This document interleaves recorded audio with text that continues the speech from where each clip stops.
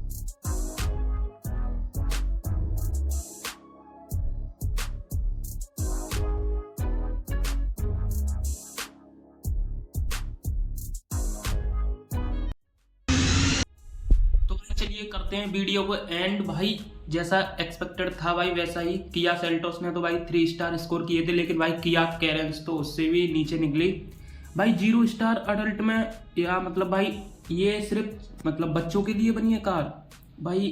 ये क्या है किया भाई, बिल्ड क्वालिटी थोड़ी सुधारो, नहीं तो भाई आप गिर जाओगे मार्केट में भाई। ये तो मारुति हो रही है, मारुति की बड़ी बहन। चलिए भाई, थैंक्स फॉर वॉचिंग।